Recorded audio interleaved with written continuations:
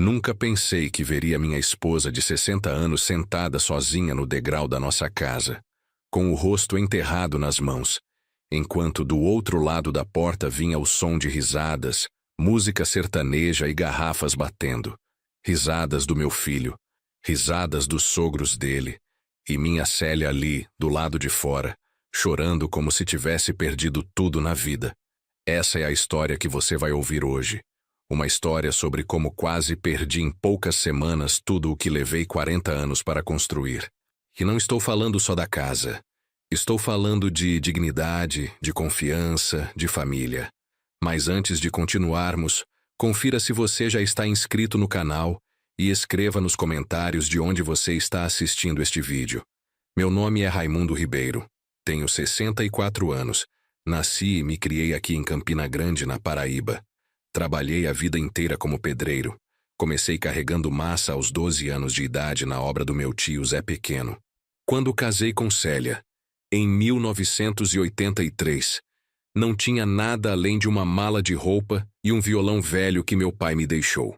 A gente morava de favor na casa da mãe dela, num quartinho nos fundos que mal cabia uma cama de casal. Foi ali que nosso filho Júnior nasceu, em 85. Célia teve um parto difícil. Quase perdemos ela e o menino. O médico disse que não podia ter mais filhos. Então Júnior foi nossa única chance de deixar um legado. Durante 28 anos, juntei cada centavo que sobrava. Célia lavava roupa para fora, passava uniforme de colégio, fazia bolo de pote para vender na feira. Eu pegava toda a obra extra que aparecia, final de semana, feriado, não importava. A gente tinha um sonho. Nossa casa própria. Em 2011, compramos este terreno aqui na Glória, perto da Avenida Brasília. Era um lote pequeno de 200 metros quadrados, mas era nosso. Comecei a construir sozinho, tijolo por tijolo, nas horas vagas. Levou 4 anos para ficar pronta. Uma casa simples, 3 quartos, sala, cozinha, um banheirinho. Mas cada pedaço daquela construção tinha suor nosso. Tinha sacrifício nosso. Célia escolheu a cor das paredes, um amarelo clarinho que ela dizia que trazia alegria. Plantou jasmim na entrada, cuidou de cada detalhe. Quando a gente finalmente se mudou, em 2015, eu chorei. Homem feito de 60 anos, chorando que nem criança, porque finalmente tinha dado para minha mulher o que ela merecia. Júnior já estava casado nessa época. Conheceu Amanda em 2012, numa festa de São João aqui na cidade. Ela era filha de Humberto Lira e Conceição Lira, donos de uma loja de materiais de construção ali na Getúlio Vargas. Gente com dinheiro, gente que sempre teve tudo fácil. Confesso que no começo fiquei feliz. Achei que meu filho tinha dado sorte, que ia ter uma vida melhor que a minha. O casamento foi grande, cheio de gente importante num buffet caro. Os Lira pagaram tudo, não deixaram a gente ajudar em nada. Na época achei que era generosidade. Hoje eu sei que era controle. Depois que casou, Júnior mudou. Não sei se foi influência da Amanda, dos sogros, ou se era algo que já estava dentro dele e só precisava de um empurrãozinho para aparecer. Ele sempre foi meio acomodado, aquele tipo de menino que preferia ficar na sombra enquanto os outros trabalhavam no sol. Quando era mais novo, eu tentava ensinar o ofício de pedreiro para ele. Levava nas obras, mostrava como assentar tijolo, como fazer massa, como ler uma planta. Mas ele reclamava do calor, da poeira, do peso. Dizia que aquilo não era para ele, que ele queria estudar, trabalhar de gravata. Eu e Célia fizemos o possível. Pagamos uma faculdade particular de administração, parcelado em não sei quantas vezes. Júnior se formou em 2010, mas nunca conseguiu segurar um emprego direito. Trabalhava 6 meses numa empresa, saía. Entrava em outra, reclamava do chefe, pedia demissão. Sempre tinha uma desculpa. Quando conheceu Amanda, ele estava trabalhando como assistente administrativo numa concessionária de carros. Ganhava um salário e meio, morava ainda com a gente. Depois do casamento, seu Humberto, o sogro, arrumou um emprego para ele na loja de materiais de construção da família. Gerente de vendas com um salário que eu nunca sonhei em ganhar na vida inteira. Achei que aquilo ia ser bom para o meu filho. que ele finalmente ia amadurecer, ter responsabilidade, construir algo. Mas o que eu não sabia é que seu Humberto não deu aquele emprego de graça. Ele estava investindo, como quem compra ações de uma empresa. E o retorno que ele esperava não era trabalho. Era a nossa casa. Nos primeiros anos, tudo parecia bem. Júnior e Amanda vinham almoçar aqui todo domingo. Traziam bolo, conversavam, pareciam felizes. Seu Humberto e Dona Conceição também apareciam de vez em quando, sempre educados, sempre sorrindo. Mas eu começava a notar umas coisas estranhas. Seu Humberto ficava observando a casa, fazendo comentários. Dizia que o bairro estava valorizando, que logo ali ia abrir um shopping novo, que os terrenos iam triplicar de preço. Falava que a gente tinha dado sorte de comprar quando comprou. Na época eu achava que era só conversa, aquele papo de gente que entende de negócio. Mas Célia desconfiava. Ela sempre teve um instinto bom para essas coisas. Dizia que o jeito que seu Humberto olhava para nossa casa não era de quem admira, era de quem avalia, de quem calcula. Em 2023, meu corpo começou a dar sinais de que não aguentava mais o trabalho pesado. 63 anos carregando saco de cimento subindo em andaime, trabalhando debaixo de sol quente. Minha coluna doía todo dia, meus joelhos inchavam, minha pressão vivia alta. O médico foi direto. Ou eu parava com o trabalho braçal, ou em pouco tempo eu não ia conseguir nem andar direito. Foi um baque. Trabalhar sempre foi minha identidade. Eu era o Raimundo Pedreiro, o cara que fazia qualquer obra, que não tinha preguiça, que sustentava a família. Mas não tinha jeito. Vendi minhas ferramentas, cancelei os trabalhos que tinha agendado e comecei a procurar outra coisa. Foi quando um amigo meu, o Severino, sugeriu que eu trabalhasse como motorista de aplicativo. Ele fazia isso havia 2 anos. Dizia que dava para tirar um dinheiro razoável. Comprei um Fiat Palio 2012, branco, com o dinheiro que tinha guardado. Não era novo, mas estava conservado, motor bom, ar-condicionado funcionando. Fiz o cadastro no aplicativo, tirei as fotos necessárias, passei na vistoria. Em uma semana, eu estava rodando. No começo foi difícil. Eu não tinha costume de lidar com celular, com GPS, com esse negócio de aplicativo. Errei muito, peguei rua errada, fiquei perdido. Mas aos poucos fui pegando o jeito.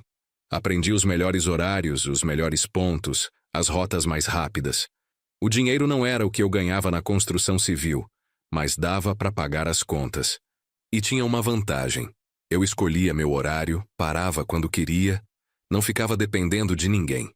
Para um homem de 64 anos com a coluna doendo, isso era liberdade. Célia continuava fazendo seus bicos. Vendia produtos de beleza da Jequiti, fazia uns bordados sob encomenda, ajudava as vizinhas com costura. A gente se virava. Não sobrava muito no fim do mês, mas também não faltava. A casa estava quitada, não tínhamos dívida. Éramos pobres, mas éramos livres. Foi mais ou menos nessa época, no meio de 2024, que Júnior começou a aparecer mais em casa. Sempre com uma desculpa. Estava passando perto, quis dar um alô, trouxe um lanche. No começo, Célia ficou feliz. Achava que o filho estava com saudade, querendo ficar mais próximo. Mas eu notava que ele nunca vinha sozinho. Sempre trazia Amanda, ou seu Humberto, ou os dois. E as conversas sempre acabavam caindo no mesmo assunto. A nossa idade, a nossa saúde, a nossa situação financeira. Seu Humberto começou a fazer perguntas. Perguntava se eu tinha plano de saúde, se tinha guardado dinheiro para emergência, se tinha pensado no futuro. Falava que a gente estava ficando velho, que qualquer hora podia acontecer alguma coisa, que era importante se planejar. Eu respondia educado, mas ficava incomodado. Não era assunto dele. A gente sempre se virou sozinho, sempre pagou nossas contas. Nunca pediu ajuda para ninguém. Por que ele estava tão preocupado agora? Um dia, Júnior veio com uma proposta. Disse que estava preocupado com a gente, que queria ajudar. Falou que seu Humberto conhecia um advogado muito bom, especialista em planejamento patrimonial. Esse advogado podia fazer uns documentos para proteger nossos bens. Garantir que ninguém tomasse a casa caso a gente tivesse alguma dívida hospitalar, essas coisas. Célia olhou para mim desconfiada. Eu disse que a gente não precisava, que a casa já estava no nosso nome, que não tínhamos dívida nenhuma. Júnior insistiu. Disse que a gente não entendia dessas coisas, que o mundo estava cheio de gente má, de golpista, de gente que se aproveitava de idoso. Falou que tinha visto notícia de gente que perdia tudo porque não tinha se protegido direito, que bastava assinar um papel errado, aceitar um empréstimo que não precisava e pronto. Perdiam a casa para o banco. Disse que ele só queria garantir que isso nunca fosse acontecer com a gente. Olhando para trás agora, eu vejo que aquilo já era o começo. Eles estavam plantando a semente da dúvida, fazendo a gente pensar que éramos frágeis, que precisávamos de proteção. E proteção, no vocabulário deles, significava controle. Eu sempre tive o costume de não avisar quando ia chegar em casa mais cedo. É uma mania antiga, desde os tempos em que trabalhava em obras distantes. Gostava da surpresa, de ver a alegria no rosto da Célia quando eu aparecia de repente, às vezes trazendo uma coxinha quente, um pedaço de bolo que comprei na padaria. Naquele 23 de outubro de 2024, decidi voltar mais cedo. Era uma segunda-feira, o movimento estava fraco. Fiz apenas 4 corridas até umas 3 horas da tarde. Mal deu para cobrir o combustível. Pensei, vou para casa, descansar um pouco, talvez mais tarde o movimento melhora. Enquanto dirigia pela Avenida Assis Chateaubriand, passei na padaria Nova Vida e comprei 2 pães de queijo ainda quentinhos. Célia adorava. Ia ser uma surpresa boa. A gente podia tomar um café juntos, conversar, ver televisão. Quando entrei na nossa rua, a rua João Quirino, logo vi que tinha 2 carros estacionados em frente à nossa casa. Um era a caminhonete Hilux prata do Júnior, que eu reconheci na hora. O outro era um Jeep Compass preto, carro caro, que eu tinha visto algumas vezes na garagem da casa dos Lira. Meu coração apertou. Júnior nunca aparecia no meio da semana, ainda mais num horário desses. Ele deveria estar trabalhando. E se o carro dos sogros estava ali também, alguma coisa não estava certa. Estacionei o Palio uns 50 metros antes da casa, do outro lado da rua, debaixo de uma mangueira. Desliguei o motor e fiquei ali, observando. Não sei por que fiz isso. Instinto, talvez. Aquela sensação de que algo estava errado. Foi quando vi minha Célia. Ela estava sentada no degrau da entrada com a cabeça baixa, os ombros tremendo. Mesmo de longe, eu sabia que ela estava chorando. Minha mulher, que sempre foi forte, que aguentou tanta coisa na vida sem reclamar, estava ali sozinha, chorando, enquanto de dentro da casa vinham vozes altas, risadas, música. Senti a raiva subir pela garganta. Desci do carro e caminhei rápido em direção à casa. Quando me aproximei, consegui ouvir melhor o que vinha lá de dentro. Era a voz do Júnior, falando alto, quase gritando. E as gargalhadas de seu Humberto, aquela risada grossa, forçada, de quem quer mostrar domínio.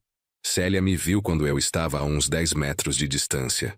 Ela levantou o rosto, os olhos vermelhos e inchados, e soltou um suspiro misturado com soluço. Corri até ela, ajoelhei no chão, peguei as mãos dela que estavam geladas apesar do calor da tarde. Meu amor, o que aconteceu? Por que você está chorando? Perguntei, sentindo meu peito apertar. O que esse povo está fazendo aqui? Ela tentou falar, mas a voz saiu embargada. Balançou a cabeça, olhou para a porta da casa, e então me abraçou forte, como quem se segura em algo para não cair. Eles estão aí dentro há 2 horas, Raimundo. Ela conseguiu dizer, a voz tremendo. Chegaram dizendo que tinham uma surpresa boa, que era sobre o futuro da família. Eu abri a porta, ofereci café, pensei que era visita normal. E então? Perguntei, segurando o rosto dela com as 2 mãos, limpando as lágrimas com o polegar. Eles trouxeram papéis. Um monte de papel. Disseram que era para assinar, que era para proteger a casa, para garantir o futuro do Júnior. Falaram que a gente está velho, Raimundo, que a qualquer momento pode acontecer alguma coisa, que a gente pode ficar doente, precisar de dinheiro, e aí perder tudo. Minha pressão subiu na hora. Senti o sangue latejando nas têmporas. Papéis? Que papéis? Perguntei, tentando manter a calma. Mas a voz saiu mais alta do que eu queria. Célia limpou o nariz com a barra da blusa, respirou fundo. Eles queriam que eu assinasse uma transferência da casa para o nome do Júnior e da Amanda. Disseram que era só por garantia, que a gente continuaria morando aqui a vida inteira, que nada ia mudar. Mas quando eu perguntei por que precisava disso, se a casa já era nossa, eles começaram a insistir. Seu Humberto falou que eu não entendia nada de lei, que eu era uma velha inocente que podia ser enganada por qualquer espertalhão. Amanda disse que era pelo meu próprio bem, que eu devia confiar neles. E o Júnior, ela parou, a voz quebrando. O Júnior gritou comigo, Raimundo, gritou. Disse que eu estava sendo teimosa, que estava estragando tudo. Senti uma dor no peito que não era física. Era pior. Era a dor de saber que meu próprio filho, o menino que eu criei, que segurei no colo, que ensinei a andar, estava do outro lado agora. Estava contra a gente. Você assinou alguma coisa? Perguntei, segurando firme os ombros dela. Não. Ela balançou a cabeça. Eu disse que não ia assinar nada sem você aqui, que precisava esperar você chegar. Foi quando eles começaram a beber cerveja, a rir alto, a fazer festa como se a casa já fosse deles. E me mandaram ficar aqui fora. Disseram que eu estava estragando o clima. Mandaram você ficar aqui fora? Repeti incrédulo. Da sua própria casa? Célia apenas acenou que sim, e voltou a chorar. Eu a abracei forte. Senti ela tremer nos meus braços. Naquele momento, prometi a mim mesmo que aquela situação ia acabar. Ali mesmo. Naquele dia. Me levantei. Ajudei Célia a se levantar também. Fique aqui um minutinho, meu amor. Vou resolver isso agora. Falei, tentando soar firme, confiante. Raimundo não vai fazer nada de errado. Ela me segurou pelo braço. Não vai brigar, não vai. Não vou brigar, prometi, mas também não vou deixar barato. Abri a porta da minha casa. A nossa casa. A casa que eu construí com minhas próprias mãos. Tijolo por tijolo, parede por parede. O som ficou mais alto. Música sertaneja tocando no celular de alguém. Garrafas de cerveja em cima da mesinha da sala. O cheiro de cigarro no ar, mesmo sabendo que Célia não deixava ninguém fumar dentro de casa. Júnior estava sentado no sofá, com uma cerveja na mão, rindo de alguma coisa que seu Humberto tinha acabado de falar. Amanda estava na cozinha, mexendo no celular. Dona Conceição, a sogra, estava sentada na cadeira da Célia, aquela cadeira de balanço que era o lugar favorito dela na casa inteira. Eles demoraram uns segundos para perceber que eu tinha entrado. Quando perceberam, o sorriso no rosto do Júnior sumiu. Seu Humberto continuou sorrindo, mas era um sorriso diferente. Um sorriso de quem foi pego fazendo algo errado, mas não se importa. Boa tarde, seu Humberto disse, se levantando devagar, estendendo a mão para mim. Que surpresa, seu Raimundo. Não esperávamos o senhor tão cedo. Eu não apertei a mão dele. Olhei para a mão estendida, depois para o rosto dele e deixei claro que não ia cumprimentar. Quero saber o que vocês estão fazendo na minha casa, falei, minha voz saindo grave, controlada. Seu Humberto baixou a mão, mas manteve o sorriso. Calma, calma, seu Raimundo. Estamos apenas cuidando do futuro da família. Trouxemos uns documentos importantes para Dona Célia assinar, mas ela ficou confusa, sabe como é. A idade, essas coisas. A idade, repeti, sentindo a raiva ferver. Minha esposa tem 60 anos, cabeça boa, memória boa. Ela não está confusa, ela está sendo pressionada. Júnior se levantou do sofá, colocando a cerveja na mesa. Pai, o senhor não entende. A gente só quer ajudar. A casa está no nome de vocês. Se acontecer alguma coisa, se vocês precisarem de dinheiro de hospital, de remédio caro, essas coisas, o governo pode tomar. Mas se estiver no meu nome, ninguém toca. Onde você aprendeu essa história, Júnior? Perguntei, olhando bem nos olhos dele.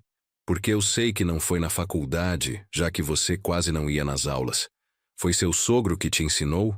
Júnior desviou o olhar. Seu Humberto deu um passo à frente, colocando a mão no ombro do meu filho como se fosse dono dele. Seu Raimundo, vamos conversar com calma. O senhor trabalha de motorista de aplicativo, certo? Fica o dia inteiro rodando, pegando qualquer tipo de gente. Já pensou se um dia o senhor tem um problema, um acidente, um passageiro te processa? Eles podem tomar sua casa. Eu tenho seguro. Respondi seco. Seguro não cobre tudo. Ele rebateu rápido demais, como se tivesse ensaiado aquilo. E tem mais. A idade de vocês. 64, 60 anos. Qualquer hora pode aparecer uma doença cara, um tratamento que o SUS não cobre. Como vocês vão pagar? Vendendo a casa? A gente sempre se virou, sempre pagou nossas contas, falei, dando um passo em direção a ele. E se um dia precisar vender a casa, a gente vende. Mas vai ser decisão nossa. Nossa, não sua. Dona Conceição se levantou da cadeira de balanço alisando a saia. Seu Raimundo, o senhor está sendo muito orgulhoso. Nós só queremos o bem de todos. Se a casa estiver no nome do Júnior e da Amanda, vocês podem morar aqui a vida inteira, sem preocupação. É uma garantia. Garantia de quê? Perguntei, olhando para ela. Garantia de que um dia vocês vão me botar para fora da minha própria casa? Garantia de que vão vender e dividir o dinheiro entre vocês? O silêncio pesou no ar. Amanda parou de mexer no celular e olhou para mim assustada. Júnior abriu a boca para falar, mas não saiu som. Seu Humberto perdeu o sorriso. Acho melhor vocês irem embora, falei, firme. Agora. Seu Humberto recuperou a compostura rapidamente. Está bem, seu Raimundo. A gente vai embora. Mas saiba que o senhor está perdendo uma grande oportunidade de proteger sua família. E quando o senhor precisar, não adianta vir nos pedir ajuda. Nunca pedi, nunca vou pedir, respondi. A porta está ali. Júnior me olhou com raiva. Com raiva. Não com tristeza. Não com arrependimento. Com raiva. O senhor é um teimoso, pai. Sempre foi. Um teimoso que nunca quis aceitar a ajuda de ninguém. E vai ver aonde isso vai dar. Eles saíram. Os 4. Seu Humberto foi o último, parando na porta para me dar um último olhar. Aquele olhar de quem não aceita derrota, de quem vai tentar de novo. Quando a porta fechou, meu corpo todo tremeu. Não de medo, de raiva contida. Fui até a cozinha, peguei um copo, enchi de água, bebi de uma vez. Célia entrou devagar, fechou a porta e encostou nela. A gente ficou ali parado, um olhando para o outro sem saber o que dizer. Depois de 41 anos de casamento, tem horas que não precisa de palavra. A gente sabe o que o outro está sentindo. Ela veio até mim, me abraçou. E a gente ficou ali, de pé no meio da sala, abraçados, enquanto o som da Hilux do Júnior e do Jeep dos Lira sumia na rua.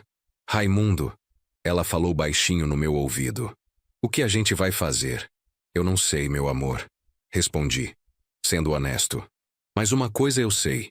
Ninguém vai tirar essa casa da gente. Ninguém. Naquela noite não consegui dormir. Fiquei na cama, olhando para o teto, repassando a cena na cabeça 1000 vezes, tentando entender onde foi que eu errei, onde foi que falhei como pai, como é que meu filho, que eu criei para ser honesto, para ser trabalhador, para respeitar os outros, chegou nesse ponto. Célia também não dormiu. Eu ouvia a respiração dela, irregular, percebia que ela estava acordada, pensando as mesmas coisas que eu. Você acha que o Júnior sempre foi assim? Ela perguntou no escuro. Lá pelas 3 da manhã. Ou foi aquela família que mudou ele? Eu demorei para responder, porque era uma pergunta difícil, dolorosa. Acho que ele sempre teve isso dentro dele, Célia. Essa vontade de ter as coisas sem trabalhar.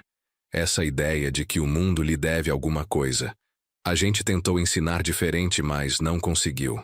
Ela suspirou fundo. A culpa é nossa? Não, respondi, pegando a mão dela no escuro. A culpa não é nossa. A gente fez o melhor que podia. Deu educação, deu amor, deu exemplo. Mas chega uma hora que cada um escolhe seu caminho. E o Júnior escolheu o dele. No dia seguinte, terça-feira, acordei cedo. Não ia trabalhar naquele dia. Tinha coisas mais importantes para resolver. Tomei café com Célia. Conversei com ela sobre o que eu estava planejando fazer. Ela concordou. Estava assustada, mas concordou. A primeira pessoa que procurei foi o Braulio, meu compadre. A gente se conhecia desde os 15 anos. Trabalhamos juntos em várias obras. Ele era mestre de obras agora, aposentado, mas ainda mexia com uns servicinhos. Braulio sempre foi um cara esperto que entendia de lei, de documento, dessas coisas. Cheguei na casa dele lá no Alto Branco por volta das 8 da manhã. Ele estava na garagem consertando uma bicicleta velha. Compadre, preciso de uma ajuda, falei, sem rodeio. Braulio largou a chave de fenda, limpou a mão na calça. Pelo seu rosto deve ser coisa séria. Contei tudo. Não escondi nada, falei do Júnior, dos Lira, dos papéis, da pressão em cima da Célia. Braulio ouvia sério, balançando a cabeça de vez em quando. Raimundo, isso que eles estão tentando fazer tem nome. É estelionato. É crime, ele disse quando terminei. Eles estão tentando tomar sua casa usando pressão psicológica. Se a Célia tivesse assinado aqueles papéis achando que era outra coisa, vocês iam perder tudo. Eu sei, compadre. Por isso preciso me proteger. Mas não sei por onde começar. Braulio coçou a barba grisalha, pensativo. Você precisa de um advogado. Um bom. Tem uma moça aqui em Campina, a doutora Luciana Tavares. Ela é especialista em direito de família e direito do idoso. Já ajudou um amigo meu que estava numa situação parecida. Braulio pegou o celular, procurou o contato, me passou o número. Ela atende num escritório ali perto do açude velho. Fala que foi eu quem indicou. E Raimundo? Ele colocou a mão no meu ombro. Não deixa isso pra depois, não. Gente que nem esses Lira não desiste fácil. Agradeci, abracei meu compadre e fui direto pro escritório da doutora Luciana. Liguei antes, expliquei rapidamente a situação e ela me disse pra ir na hora. Chegando lá, encontrei uma mulher de uns 40 anos. Cabelo curto, óculos de grau, jeito sério, mas acolhedor. Ela me recebeu numa salinha simples, com uma mesa cheia de processos e uma estante de livros de lei. Ofereceu café, água. Pedi água. Minha boca estava seca de nervoso. Seu Raimundo, me conta tudo desde o começo. Não deixe nada de fora, ela disse pegando um bloco de notas. Contei a história inteira. Ela ia fazendo perguntas, anotando, pedindo detalhes. Quando terminei, ela ficou um tempo em silêncio, relendo as anotações. A situação é grave, mas não é irreversível. Ela disse finalmente. O senhor fez bem em não deixar sua esposa assinar nada. Se ela tivesse assinado, a gente ia ter que entrar com um processo para anular. Ia demorar meses, talvez anos. E não tinha garantia de ganhar. E agora? O que eu posso fazer? Perguntei.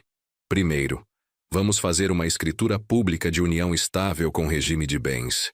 Isso deixa claro que tudo o que vocês têm é dos dois, e ninguém pode mexer sem autorização de ambos. Segundo, vamos fazer um testamento. O senhor pode deixar a casa para quem quiser, incluindo instituições, amigos, qualquer pessoa. Não precisa ser necessariamente para o filho.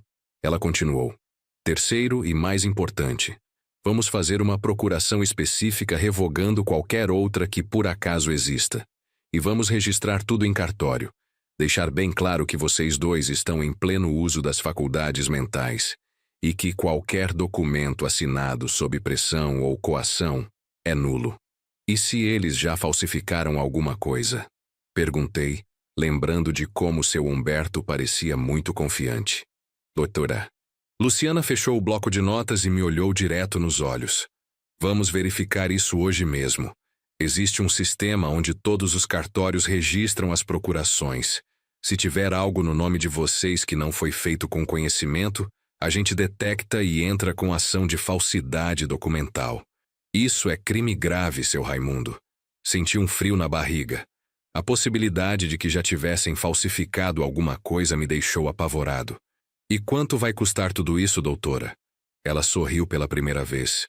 Seu compadre Braulio me contou sua história anos atrás, quando trabalharam juntos naquela reforma da igreja. Vou cobrar o mínimo possível. Isso aqui não é sobre dinheiro, é sobre justiça. Saí do escritório com uma lista de documentos que precisava providenciar. RG, CPF, certidão de casamento. escritura da casa, comprovante de residência. Doutora Luciana pediu que eu voltasse no dia seguinte com tudo, e ela já ia começar a preparar os documentos necessários. Quando cheguei em casa, era quase meio-dia. Célia estava na cozinha preparando almoço, mas vi que ela tinha chorado de novo. Os olhos estavam vermelhos, inchados. Sentei na mesa, contei sobre a conversa com Braulio e com a advogada. Ela vai nos ajudar, meu amor. Vai dar tudo certo, falei, segurando a mão dela. Mas preciso te perguntar uma coisa importante. Você assinou algum papel nos últimos meses? Qualquer papel? Procuração, autorização, qualquer coisa? Célia pensou, franzindo a testa. Não. Pelo menos não me lembro. Por quê? Porque existe a possibilidade deles terem falsificado sua assinatura em algum documento. A advogada vai verificar isso amanhã. Meu Deus, Raimundo, ela levou a mão à boca. Eles fariam isso? Não sei, respondi. Mas a gente precisa estar preparado para tudo. Naquela tarde, enquanto Célia descansava, sentei na varanda da frente e fiquei pensando, olhando para a rua, para as casas vizinhas, para os carros passando. Aquele bairro tinha crescido tanto nos últimos anos. Quando a gente comprou o terreno em 2011, era tudo mais vazio, mais simples. Agora tinha comércio, farmácia, mercadinho, ponto de ônibus novo. Seu Humberto tinha razão numa coisa. O bairro tinha valorizado. Nosso terreno de 200 metros quadrados, que compramos por R$35 mil na época, hoje valia facilmente 150, talvez 200 mil. E a casa construída aumentava mais ainda esse valor. Foi aí que entendi. Não era sobre nos ajudar. Nunca foi. Era sobre dinheiro. Seu Humberto tinha visto uma oportunidade de negócio. Pegar a casa de graça através do filho, esperar mais uns anos e vender por um preço alto. Dividir o lucro. E a gente? A gente ia ficar onde? Num asilo? Num quartinho alugado? Sentia a raiva voltar, mas dessa vez era diferente. Era uma raiva fria, calculada. Eu não ia deixar isso acontecer. Não depois de tudo que a gente tinha passado para construir essa vida. O celular tocou. Era um número desconhecido. Atendi com cuidado. Alô? Seu Raimundo? Era a voz do Júnior. Precisamos conversar. Não tenho nada para conversar com você, respondi, já preparado para desligar. Pai, por favor. Me escuta só 5 minutos. Não é pelo telefone, não. Eu queria te encontrar em algum lugar, só nós dois. Hesitei. Parte de mim queria mandar ele pro inferno. Mas outra parte, a parte que ainda era pai, que ainda lembrava do menino pequeno que corria pela casa chamando papai. Papai. Queria dar uma chance. Onde? Perguntei contra meu próprio juízo. Na Praça da Bandeira, daqui 1 hora. Só eu e o senhor. Sem Amanda, sem meus sogros, só nós. Está bem. 1 hora. Mas não vou mudar de ideia sobre nada, avisei. Eu sei. Só quero conversar. Desliguei e fiquei olhando para o celular. Será que era uma armadilha? Será que ele ia tentar me convencer de novo, usar alguma estratégia nova? Ou será que realmente queria conversar de verdade como pai e filho? Contei para Célia. Ela ficou preocupada. Raimundo, e se for uma cilada? E se eles estiverem te esperando com mais gente, com papéis para você assinar? Não vou assinar nada, garanti. Vou só escutar o que ele tem a dizer. E vou com o celular gravando, igual a advogada me ensinou. Chegando na Praça da Bandeira, 55 minutos depois, vi Júnior sentado num banco debaixo de uma árvore. Ele estava sozinho, usando uma camisa social azul e calça jeans.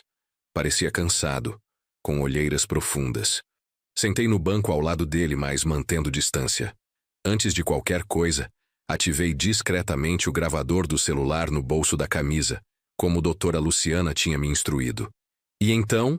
Comecei. O que você quer? Júnior respirou fundo. Olhou para o chão. Pai, eu estraguei tudo, né? Foi uma pergunta que eu não esperava. Fiquei calado, esperando ele continuar. Eu me casei achando que ia ter uma vida boa, que os Lira iam me dar tudo. Emprego bom, salário bom, casa boa. E deram mesmo no começo. Mas tudo tem um preço, pai. Tudo. Ele continuou, ainda olhando para o chão, como se tivesse vergonha de me encarar. Seu Humberto começou a me cobrar. Dizia que eu devia retribuir tudo que ele tinha feito por mim, que eu tinha que ajudar a família dele a crescer, a fazer negócios. Foi quando ele começou a falar da casa de vocês. Senti meu corpo ficar tenso. Continua, falei. Ele disse que o bairro onde vocês moram ia valorizar muito. Que tinha um empresário interessado em comprar vários terrenos ali para fazer um condomínio fechado. Se a gente conseguisse a casa, podia vender por um bom dinheiro. Ele falou que ia me dar uma parte, que era minha herança adiantada. Herança adiantada. Repeti, sentindo o amargor das palavras. Herança é o que sobra quando os pais morrem, Júnior. A gente ainda está vivo. Ainda estamos trabalhando, pagando nossas contas. Eu sei, pai. Eu sei. Ele passou a mão no rosto. Mas eu tenho dívidas. Muitas dívidas. Comprei um carro que não podia pagar. Financiei móveis caros pro apartamento. Amanda gastava muito com roupa, salão, essas coisas. E quando eu não conseguia pagar, seu Humberto pagava por mim. Mas cobrava depois. Com juros. Com juros? Perguntei incrédulo. Seu próprio sogro te cobrava juros? Ele é empresário, pai. Para ele tudo é negócio. Até família. Júnior finalmente me olhou nos olhos. Agora eu devo para ele quase 60 mil reais. Ele disse que se eu não pagar, vai me demitir, vai contar tudo para Amanda, vai destruir meu casamento. Você devia ter pensado nisso antes de gastar o que não tinha. Falei, duramente. E mesmo assim, mesmo devendo 60 mil, a solução era roubar da gente? Não era roubar, pai. Era o quê, Júnior? Pegar nossa casa sem a gente saber? Pressionar sua mãe até ela chorar sentada na porta de casa. Isso tem outro nome? Ele baixou a cabeça de novo. Desculpa. Eu sei que errei. Sei que errei feio. Mas o senhor precisa entender a pressão que eu estava. Seu Humberto dizia que se eu não conseguisse, ele ia acabar comigo. E você acreditou nele em vez de confiar nos seus pais. Constatei. Você escolheu o lado dele em vez do nosso. Júnior ficou em silêncio. Era um silêncio pesado, cheio de coisas não ditas. Finalmente ele falou. O que eu posso fazer para consertar, pai? Olhei para ele, para o meu filho. Vi o homem de 39 anos que ele era agora. Mas também vi o menino de 8 anos que chorava quando ralava o joelho. O adolescente de 15 que ficava tímido perto das meninas. O jovem de 22 que se formou na faculdade com a gente aplaudindo na plateia.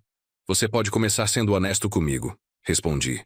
Existe algum documento falsificado? Alguma procuração, alguma assinatura da sua mãe que não foi ela quem assinou? Júnior hesitou. Era só um segundo, mas eu percebi. Júnior, insisti, mais alto. Tem ou não tem? Tem. Ele admitiu baixinho. Tem uma procuração. Seu Humberto mandou fazer há 6 meses. Disse que era só por garantia, que não ia usar. Mas depois eu descobri que ele registrou em cartório.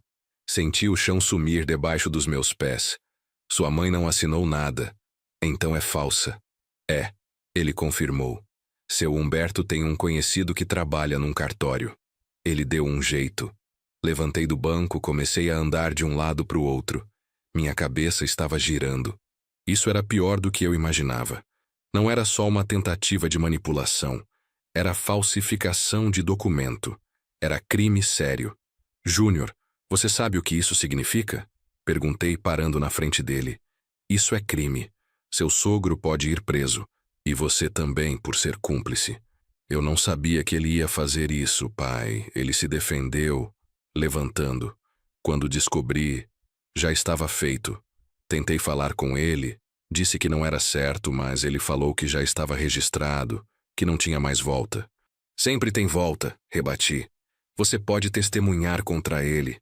Pode contar tudo isso para a polícia, para o juiz. Ele vai me destruir, pai. Vai pegar tudo que tenho. Você não tem nada, Júnior. Tudo que você tem é dele. O emprego é dele. O apartamento deve ser alugado ou financiado. Você não construiu nada seu. Respirei fundo, tentando me acalmar. Mas você pode começar agora. Pode começar do zero como eu comecei. Como seu avô começou. Como todo homem de verdade começa. Júnior tinha lágrimas nos olhos. Eu não sei se consigo, pai. Então você vai perder tudo mesmo.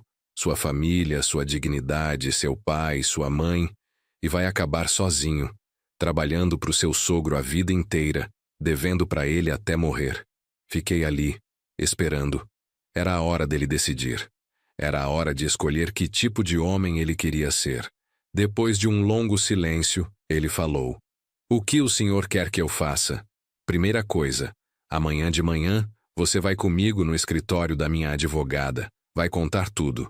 Tudo. A procuração falsa, o cartório, o nome do funcionário que ajudou, tudo." Ele acenou que sim com a cabeça. Segunda coisa, você vai se afastar dos Lira. Completamente. Vai pedir demissão, vai sair daquele apartamento, vai terminar com a Amanda se for preciso. Vai começar de novo. Pai, não tem mais, Júnior. Ou você faz isso ou você está do lado deles. E se você estiver do lado deles, você não é mais meu filho. A frase saiu dura, cortante. Vi a dor no rosto dele. Mas era necessário. Ele precisava entender a gravidade da situação. Está bem, ele disse finalmente, a voz embargada. Vou fazer o que o senhor está mandando. Vou contar tudo. Nos abraçamos ali na praça. Não foi um abraço feliz, carinhoso. Foi um abraço triste, pesado, de quem sabe que as coisas nunca mais vão ser como antes. Mas era um começo. Quando voltei para casa, já estava escurecendo. Célia estava na sala, assistindo o Jornal Nacional, mas percebi que ela não estava prestando atenção. Estava só olhando para a TV sem ver nada. Sentei do lado dela, peguei a mão dela, contei sobre a conversa com Júnior, sobre a confissão, sobre a procuração falsa. Meu Deus, Raimundo, ela sussurrou, levando a mão ao peito. Eles falsificaram minha assinatura? Isso é possível? É. E é mais comum do que a gente imagina. Mas amanhã a gente vai resolver isso. Júnior vai testemunhar a favor da gente. Você acha que ele vai mesmo? Ela perguntou, cética. Ou ele vai voltar atrás na última hora? Não sei, Célia. Não sei. Mas a gente não pode desistir dele ainda. Ele é nosso filho. Ela apoiou a cabeça no meu ombro. Às vezes eu penso que a gente perdeu nosso filho faz tempo. E só está percebendo agora. Naquela noite consegui dormir um pouco melhor. Não porque a situação tinha melhorado, mas porque agora eu tinha um plano. Tinha uma advogada, tinha evidências, e agora tinha o testemunho do próprio Júnior. Os Lira não sabiam, mas a guerra estava só começando. Na manhã seguinte, quarta-feira, acordei às 6 horas. Tomei banho, fiz café, acordei Célia com cuidado. A gente tinha que estar no escritório da doutora Luciana às 9 horas. Júnior tinha prometido que ia estar lá. Às 8h40 a gente já estava na sala de espera. Levei todos os documentos que ela tinha pedido. RG, CPF, certidão de casamento, escritura da casa, contas de luz e água. Tudo organizado numa pasta. Júnior chegou às 9h05. Estava com a mesma roupa do dia anterior, como se não tivesse ido para casa. Os olhos estavam vermelhos, o cabelo despenteado. Parecia que tinha dormido no carro. Bom dia, mãe. Bom dia, pai. Ele cumprimentou. Baixo. Célia não respondeu.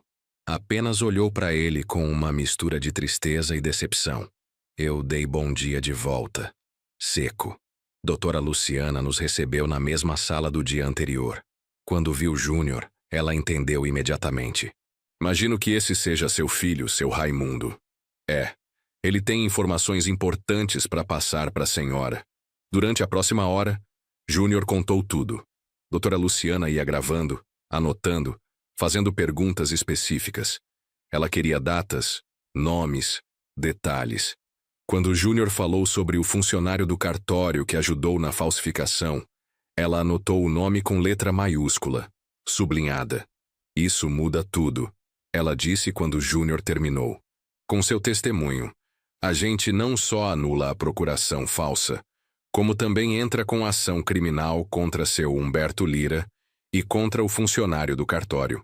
Estamos falando de falsificação de documento público, uso de documento falso, estelionato.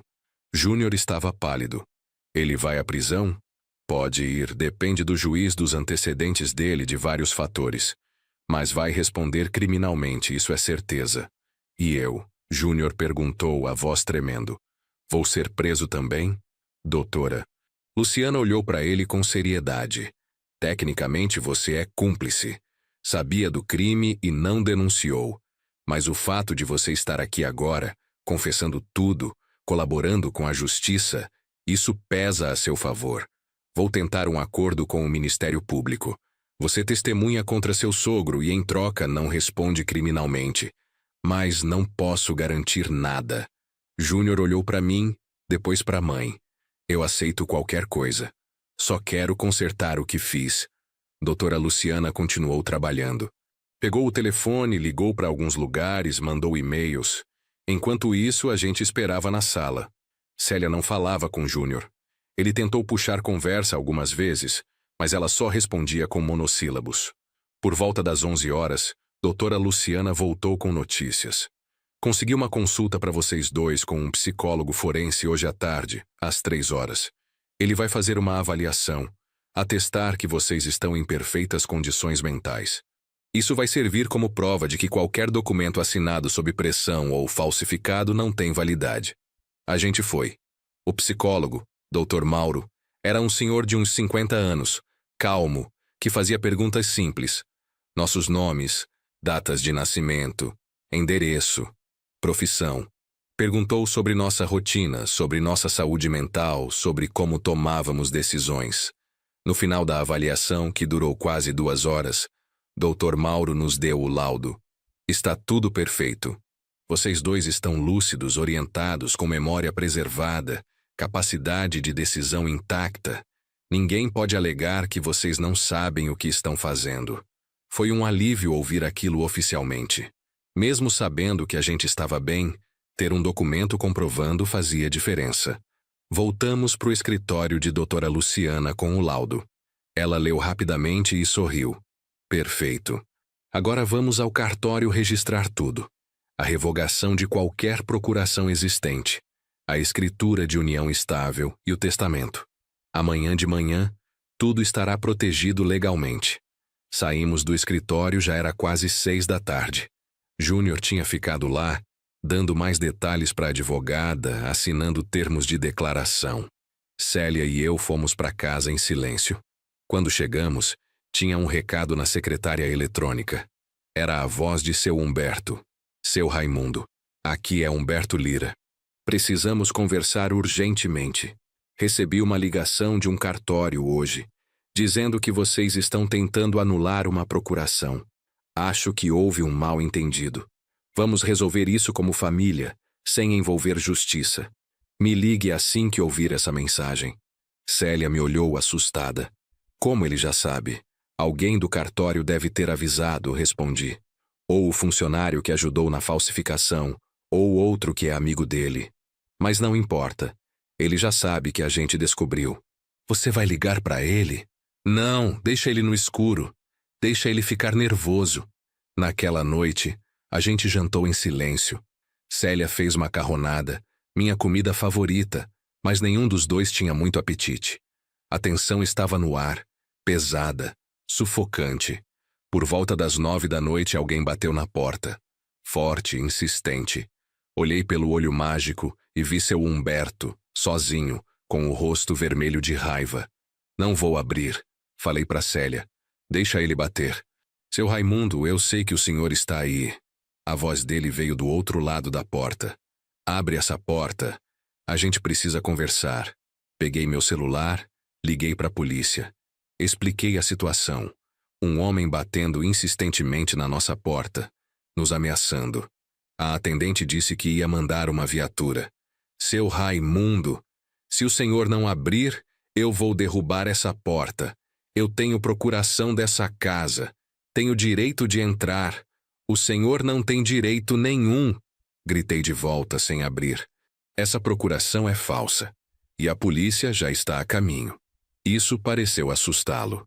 Ouvi passos se afastando rapidamente. Olhei pela janela e vi ele entrando no Jeep e saindo em alta velocidade. A viatura chegou 10 minutos depois. 2 policiais, um mais velho e um mais novo. Expliquei a situação. Eles fizeram um boletim de ocorrência, anotaram tudo e disseram que iam fazer rondas pelo bairro durante a noite. O senhor fez certo em não abrir a porta, o policial mais velho disse. E se ele voltar, não confronte. Ligue pra gente imediatamente. Depois que eles foram embora, tranquei todas as portas, todas as janelas. Puxei a cortina da sala. Célia estava tremendo, mesmo com o calor da noite. Eles não vão desistir, Raimundo. Ela disse, a voz fina. Vão tentar de novo. Eu sei, mas a gente está preparado agora. A gente não está mais sozinho. Na quinta-feira de manhã, fomos ao cartório com doutora Luciana. Ela tinha todos os documentos prontos, tudo certinho, organizado. O tabelião, seu Francisco, um senhor de uns 70 anos, nos recebeu pessoalmente. Seu Raimundo, dona Célia, é um prazer atendê-los, ele disse apertando nossas mãos. A doutora Luciana já me explicou a situação. Vamos resolver tudo hoje. Primeiro ele nos mostrou a procuração falsa. Estava lá, registrada há 6 meses com uma assinatura que se parecia com a da Célia, mas não era. Eu conhecia a assinatura da minha esposa de tanto ver ela assinar coisas ao longo dos anos. Aquela tinha sido imitada, mas não era perfeita. Essa procuração dava poderes amplos para o Júnior, explicou seu Francisco. Ele podia vender, alugar, hipotecar, fazer qualquer coisa com a propriedade de vocês. Se vocês não tivessem descoberto a tempo, poderiam ter perdido tudo sem nem saber. Senti um calafrio. Estávamos tão perto do abismo. Vamos revogar essa procuração agora, seu Francisco continuou. E vamos registrar uma declaração pública de que ela era falsa, que nunca foi assinada pela dona Célia. Isso vai para o Sistema Nacional. Qualquer um que consultar vai ver que é inválida. Ele preparou os documentos. A gente assinou, com ele e 2 testemunhas presentes. Cada assinatura foi reconhecida, carimbada, registrada. Em seguida, fizemos a escritura de união estável, deixando claro que todos os bens eram de nós 2. E por último, o testamento. Seu Raimundo, dona Célia, seu Francisco disse quando terminamos. Vocês querem deixar a casa para quem? Olhei para Célia. A gente tinha conversado sobre isso na noite anterior. Queremos deixar para uma instituição de caridade, falei. Tem um orfanato aqui em Campina, a Casa da Criança Feliz, que faz um trabalho bonito. Queremos que a casa seja vendida depois que a gente morrer. E o dinheiro vá para eles. Célia completou. E queremos deixar claro que o Júnior não vai receber nada. Ele perdeu esse direito quando tentou roubar da gente. Seu Francisco anotou tudo, preparou o testamento conforme nossas instruções. Vocês podem mudar isso quando quiserem, ele explicou. Testamento pode ser alterado a qualquer momento, enquanto vocês estiverem vivos e lúcidos, mas por enquanto está registrado assim. Saímos do cartório com uma pasta cheia de documentos, todos carimbados, autenticados, legalizados. Eu me sentia mais leve, como se um peso gigante tivesse saído das minhas costas. Doutora Luciana nos acompanhou até o carro. Agora é esperar, ela disse. Vou encaminhar tudo para o Ministério Público. Com o testemunho do Júnior e essas provas, o caso contra Humberto Lira é sólido. Ele vai ser denunciado criminalmente. E quanto tempo isso demora? Perguntei. Pode levar alguns meses. O sistema é lento, mas o importante é que vocês estão protegidos agora. Ninguém pode mexer nos seus bens. Fomos para casa. No caminho, paramos na padaria Nova Vida e compramos um bolo de chocolate para comemorar. Não era uma comemoração feliz, mas era uma vitória. A gente tinha protegido o que era nosso. Quando chegamos em casa, tinha outro recado na secretária eletrônica. Dessa vez era a Amanda, a nora. Sogro, sogra, por favor, atendam. Precisamos conversar. O que vocês estão fazendo está destruindo nossa família. O Júnior está desesperado. O pai dele está furioso. Por favor, vamos resolver isso em família, sem advogado, sem polícia. Liguem para mim. Apaguei a mensagem sem responder. Os dias seguintes foram de tensão constante. A gente recebia ligações, mensagens, recados. Amanda ligava chorando. Dona Conceição ligava tentando ser amável. Seu Humberto mandava mensagens pelo WhatsApp, ora ameaçando, ora tentando negociar. Doutora Luciana nos orientou a não responder nada. Deixem eles falando sozinhos. Qualquer coisa que eles disserem pode ser usado como prova depois. Júnior apareceu uma vez no sábado de manhã. Bateu na porta, e dessa vez eu abri. Ele estava ainda pior do que na última vez. Barba por fazer, olheiras profundas, roupa amassada. Pai, me deixa entrar. Só 5 minutos, ele pediu. Deixei. Ele entrou. Cumprimentou Célia, que estava na cozinha. Ela apenas acenou com a cabeça fria. Pai, mãe, eu saí de casa. Ele começou. Saí do apartamento, saí de perto da Amanda. Estou morando num hotel barato ali perto da rodoviária. Pedi demissão da loja do seu Humberto. Célia se virou, surpresa. Você fez isso? Fiz. O senhor me disse para me afastar deles, e eu fiz. Entreguei a carta de demissão ontem. Seu Humberto quase me agrediu. Disse que eu sou um traidor, que vou pagar por isso. E a Amanda? Perguntei. Ela está do lado do pai. Disse que se eu testemunhar contra ele, vai pedir divórcio. Júnior sentou no sofá, enterrou o rosto nas mãos. Eu perdi tudo, pai. Perdi tudo. Você não perdeu tudo, falei, sentando ao lado dele. Você perdeu coisas materiais, coisas que nunca foram suas de verdade. Mas você ainda pode recuperar sua dignidade, sua honra. Ele me olhou com olhos vermelhos. O senhor ainda me considera seu filho? Foi Célia quem respondeu. A gente nunca deixou de te considerar nosso filho, Júnior. Mesmo quando você estava errado, mesmo quando você nos machucou. Mas filho não significa que a gente vai deixar você fazer o que quiser com a gente. Filho também tem responsabilidade. Júnior começou a chorar. Era um choro de homem adulto, pesado, cheio de arrependimento. A gente deixou ele chorar. Às vezes as lágrimas limpam mais do que as palavras. Você pode ficar aqui até se organizar, ofereci. Seu quarto está vazio, mas tem condições. Quais? Ele perguntou, limpando o rosto. Você vai procurar um emprego honesto. Vai trabalhar. Vai ganhar seu dinheiro. Vai construir sua vida do zero. Não vai pedir dinheiro emprestado para ninguém. Não vai fazer dívida. Vai viver dentro do que ganha. Eu prometo, pai. E você vai continuar testemunhando contra os Lira. Vai contar tudo pro promotor, pro juiz, para quem precisar. Não pode voltar atrás. Não vou voltar atrás, ele garantiu. Eu sei que errei.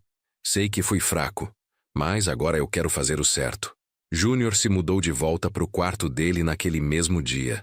Trouxe apenas 2 malas de roupa e alguns objetos pessoais. Disse que deixou tudo o resto no apartamento que dividia com Amanda. Não queria mais nada daquela vida. Naquela noite jantamos os 3 juntos pela primeira vez em meses.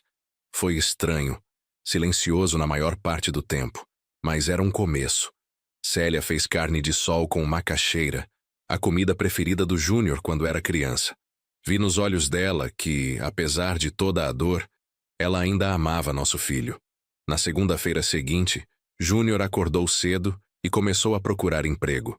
Imprimiu currículos na lan house da esquina, saiu de manhã cedo e só voltou à tarde. Não teve sorte nos primeiros dias.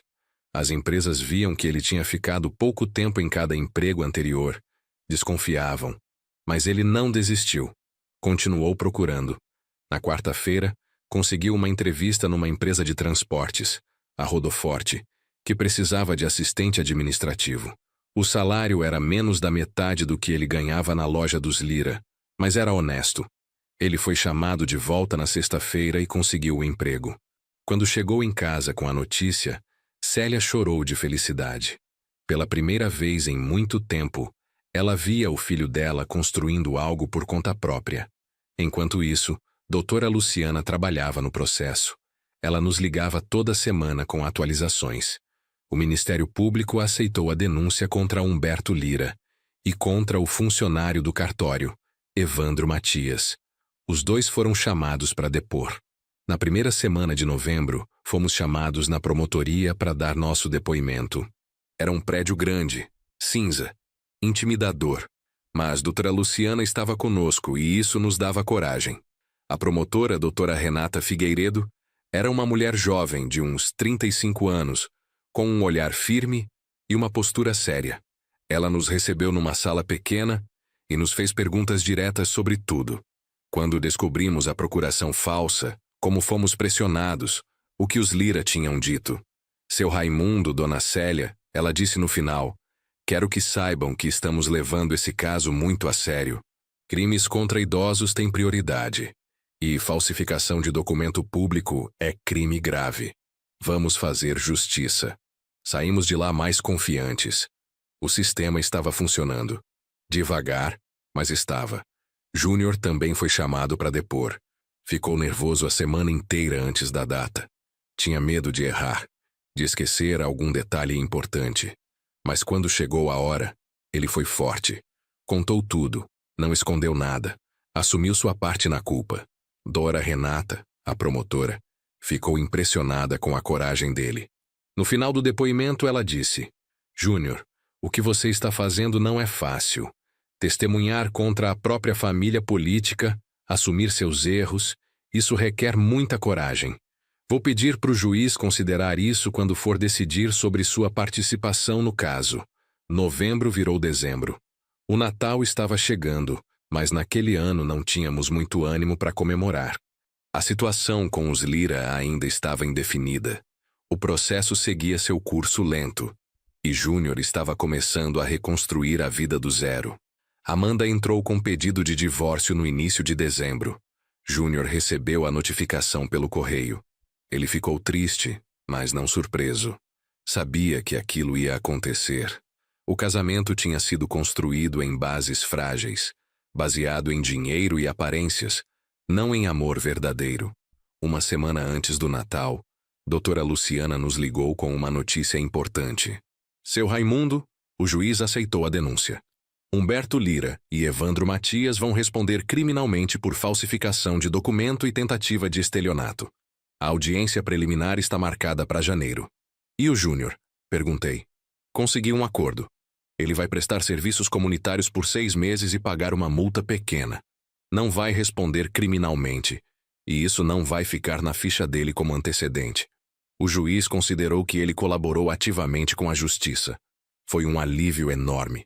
Nosso filho tinha errado, mas estava pagando por isso de forma justa, sem destruir completamente seu futuro. No dia 23 de dezembro, véspera de Natal, eu estava trabalhando quando recebi uma ligação de um número desconhecido. Atendi com cuidado. Seu Raimundo. Era uma voz feminina que eu não reconheci. Sim, quem fala? Aqui é Marina Cavalcante, do Jornal Diário da Borborema. Recebi informações sobre um caso de tentativa de fraude contra o senhor e sua esposa. Gostaria de fazer uma entrevista, se o senhor permitir. Fiquei surpreso. Como uma jornalista tinha ficado sabendo do caso? Hesitei, mas então pensei, talvez fosse bom. Talvez expor publicamente o que tinha acontecido pudesse ajudar outras pessoas na mesma situação. Vou falar com minha advogada e te retorno, respondi. Liguei para a doutora Luciana imediatamente. Ela achou uma boa ideia. Vai ajudar no caso. Mostra que não é só uma briga de família, mas um crime real, com vítimas reais. E pode alertar outros idosos sobre esse tipo de golpe. No dia seguinte, véspera de Natal, a jornalista Marina veio até nossa casa. Era uma mulher de uns 40 anos, simpática, com um gravador pequeno e um caderno de anotações. Sentamos na sala e durante mais de 1 hora contamos toda a história. Ela fazia perguntas inteligentes, queria entender os detalhes, as emoções. Quando terminamos, ela desligou o gravador e disse: Seu Raimundo, Dona Célia, a história de vocês não é única. Tenho recebido várias denúncias parecidas. Filhos ou parentes tentando tomar as propriedades de idosos, usando pressão psicológica, documentos falsos, manipulação. É uma epidemia silenciosa. A matéria saiu no jornal no dia 27 de dezembro. Era uma reportagem grande, de página inteira, com foto nossa na frente de casa e o título: Casal de idosos quase perde casa em golpe de falsa procuração.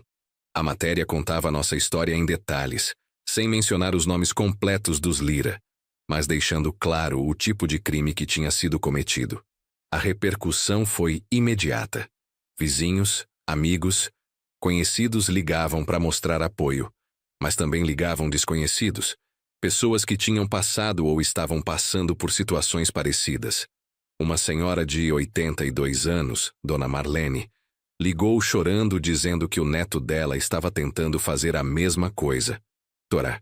Luciana ficou feliz com a repercussão. Isso fortalece nosso caso. Mostra que não foi algo isolado, mas parte de um padrão de comportamento dos envolvidos. Mas nem tudo foi positivo. 2 dias depois da matéria, recebemos uma carta de um escritório de advocacia representando os Lira. Era uma notificação extrajudicial acusando a gente de difamação e calúnia. Eles exigiam retratação pública e ameaçavam processar o jornal também. Doutora Luciana riu quando mostrei a carta para ela. É desespero. Eles sabem que estão encurralados e estão tentando intimidar vocês. Mas não vai funcionar. Tudo que vocês falaram é verdade, e verdade não é difamação. O ano novo chegou. 2025 começou com esperança. Júnior estava trabalhando bem na Rodoforte. Chegava em casa cansado, mas satisfeito. Dizia que pela primeira vez na vida estava ganhando o pão com o suor do próprio rosto, e que isso tinha um gosto diferente. Célia estava mais calma, dormindo melhor. As rugas de preocupação no rosto dela tinham diminuído. A gente voltou a fazer planos para o futuro. Pequenos planos. Reformar a cerca da frente, pintar a fachada, plantar umas flores novas no jardim. Em janeiro chegou o dia da audiência preliminar. Era numa sexta-feira, dia 9, às 10 horas da manhã. Fomos os 3, eu, Célia e Júnior. Doutora Luciana já estava lá, conversando com a promotora doutora Renata. O fórum era cheio, com várias audiências acontecendo ao mesmo tempo. Vimos seu Humberto chegando com 2 advogados caros de terno italiano, pasta de couro. Ele nos viu e desviou o olhar rapidamente. Dona Conceição estava com ele, também acompanhada de advogado. Amanda não apareceu. Evandro Matias, o funcionário do cartório que tinha ajudado na falsificação, chegou sozinho, com um advogado dativo que o Estado forneceu. Parecia assustado, perdido. A audiência foi rápida. O juiz, Dr. Carlos Alberto, era um homem sério de uns 60 anos. Ele ouviu rapidamente as partes, confirmou que todos os documentos estavam em ordem e marcou a audiência de instrução para março. O senhor Humberto Lira e o senhor Evandro Matias permanecem como réus, ele declarou batendo o martelo. Estão proibidos de se aproximar das vítimas e de qualquer familiar das vítimas. Violação dessa medida resultará em prisão preventiva. Saindo do fórum, seu Humberto tentou se aproximar de Júnior. Júnior, meu filho, precisamos conversar. Você não sabe o que está fazendo. Júnior não respondeu. Continuou andando e eu e Célia fizemos o mesmo. Doutora Luciana se colocou entre nós e os Lira. Qualquer tentativa de contato vai ser reportada ao juiz. Ela avisou. Fevereiro passou tranquilo.